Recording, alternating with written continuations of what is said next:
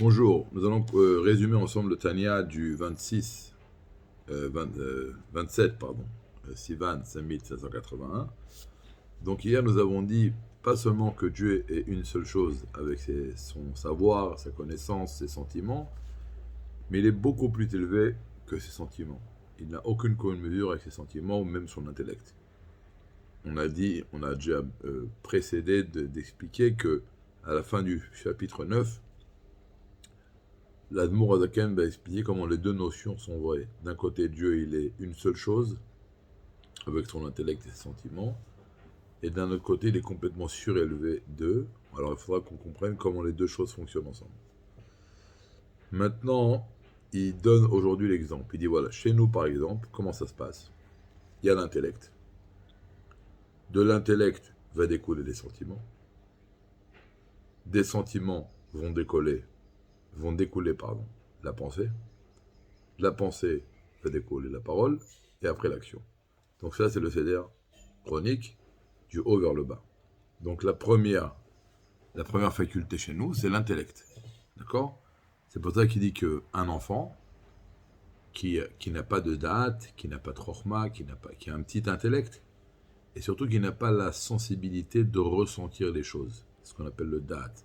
Parce que des fois, on peut avoir un intellect, mais manquer de date. C'est-à-dire manquer de date, c'est pas seulement à titre individuel qu'on n'arrive pas à vivre les choses, on a un manque de sensibilité. Je vous donne un exemple tout simple. On peut être très érudit et dire des choses très belles, mais ne pas avoir la sensibilité de savoir quand les dire et où les dire et à qui les dire. Vous comprenez? Ça, c'est un manque de date. Il y avait une fois un mashpia, le Rabbi El Fotofast, le Rabbi lui a donné une bracha extraordinaire. Il lui a dit, je te donne une bracha que tu saches quoi dire, à qui dire et quand dire. Et comment dire.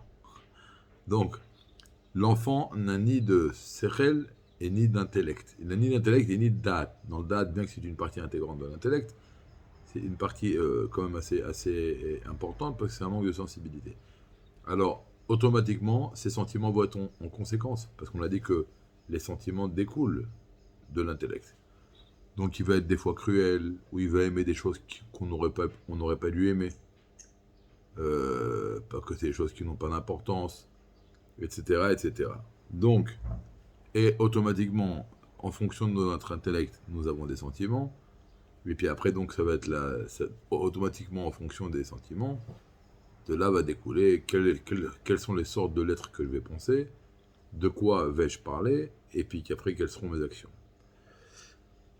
Il dit que pas seulement qu'au moment où je pense, pas seulement que ma pensée, elle découle de mon intellect, mais si je veux entretenir la pensée, il faut qu'elle soit constamment imprégnée du sentiment qu'il a créé. Celle qui va donner de la vitalité à la pensée, et après automatiquement ça va découler dans la parole, et après dans l'action. Donc tout cela, c'est pour expliquer que chez nous, le point culminant, c'est l'intellect, la chorma, de là va découler le date, la bina, après le date, après les sentiments, qui sont beaucoup plus élevés que la pensée, qui elle est beaucoup plus élevée que la parole, qui elle est beaucoup plus élevée que l'action. Donc on a bien compris que chez nous, le début commence tout de la chorma, et on va voir que chez Dieu, c'est pas du tout comme ça. Dieu il est beaucoup plus élevé que sa chorma. Alors ça, on fera Bezrat Hashem demain. Une bonne journée.